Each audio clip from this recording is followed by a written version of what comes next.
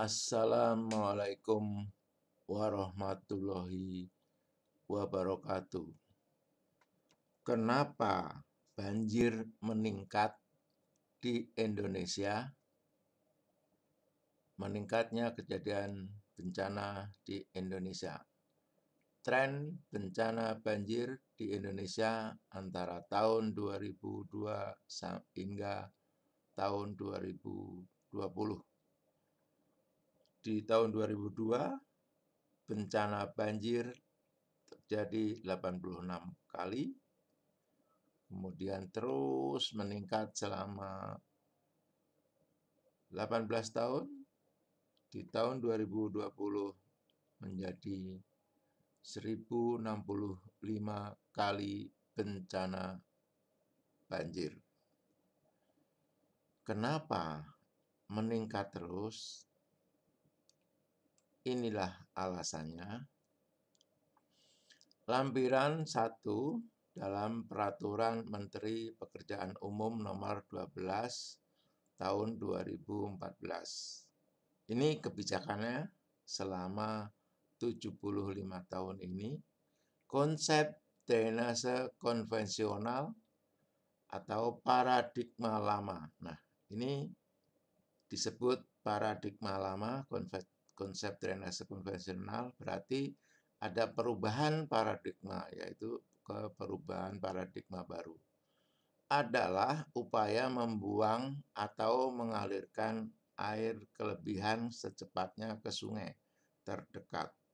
Dalam konsep drainase konvensional, seluruh air hujan yang jatuh di suatu wilayah harus secepatnya dibuang ke sungai dan seterusnya ke laut. Ini paradigma lama. Berarti ada paradigma baru.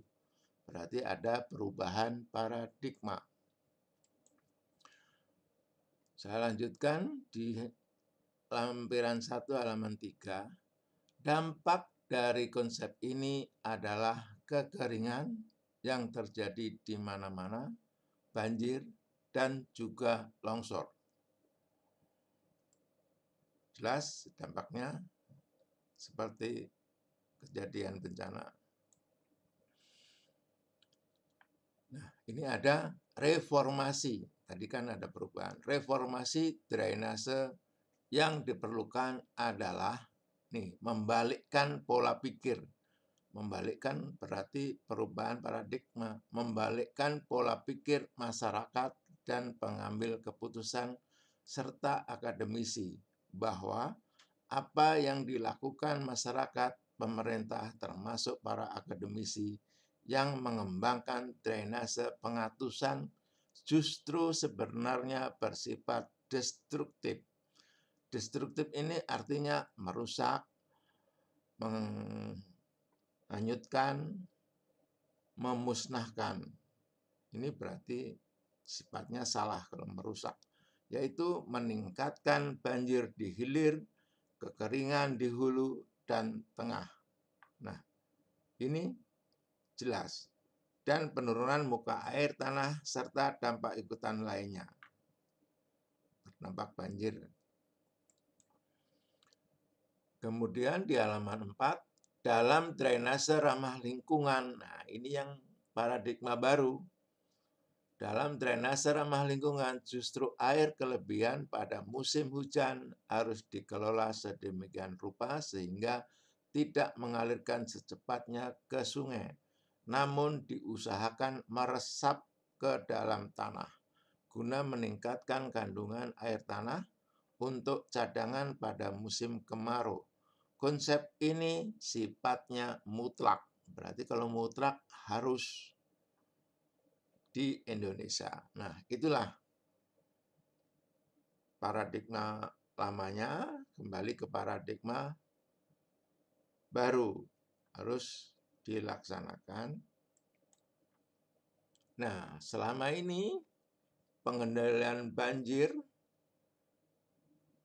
bukan solusi banjir. Ini yang dilakukan selama 75 tahun. Saya akan jelaskan lagi. Pada dasarnya Kegiatan pengendalian banjir adalah suatu kegiatan yang meliputi aktivitas sebagai berikut. Nih, selama 75 tahun itu begini. Mengenali besarnya debit banjir. Nah, ini yang dilakukan hanya terjadi misalkan kemarin banjir Jakarta. Wah, debit kalau ulang berapa itu? Banjir Jakarta, banjir Kalimantan Selatan, banjir kala ulang berapa itu sebesar debit itu. Nah, ini yang dilakukan. Kemudian mengisolasi daerah genangan banjir. Nah, mengisolasi daerah genangan banjir artinya menanggulangi yang terkena genangan tadi seperti tanggul, turap pancang, beton. Nah, ini seperti di Jakarta di kampung pulau. Yang ketiga, mengurangi tinggi elevasi air banjir.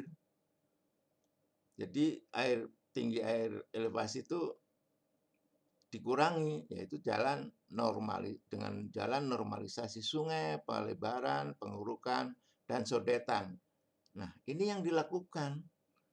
Ketiga kegiatan ini bukan solusi banjir. Jelas kan? Mengenali debitnya, terus mengisolasi daerah genangan, mengurangi tinggi elevasi air banjir. Berarti penyebab banjirnya itu nggak diapa-apakan. Jadi kalau ada banjir, ini aja yang dikerjakan. Ketiga ini. Ini bukan solusi banjir. Jelas, saya kira cukup jelas. Ini bukan solusi banjir. Tiga-tiganya ini bukan solusi banjir. Makanya banjir tetap meningkat karena penyebabnya tidak diselesaikan, tidak diperbaiki. Hanya ini yang dikerjakan selama 75 tahun. Makanya banjir meningkat. Nah, di dunia ini berlaku hukum sebab akibat.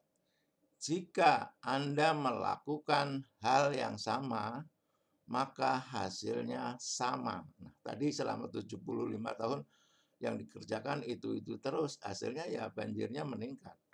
Perubahan tidak akan terjadi sampai Anda mengubah penyebabnya. Nah, penyebabnya itu harus diselesaikan. Itulah penjelasan saya kenapa banjir di Indonesia meningkat. Cukup jelas yang dikerjakan itu tidak menyelesaikan penyebabnya. Terima kasih. Billahi taufik wal hidayah. Wassalamualaikum warahmatullahi wabarakatuh.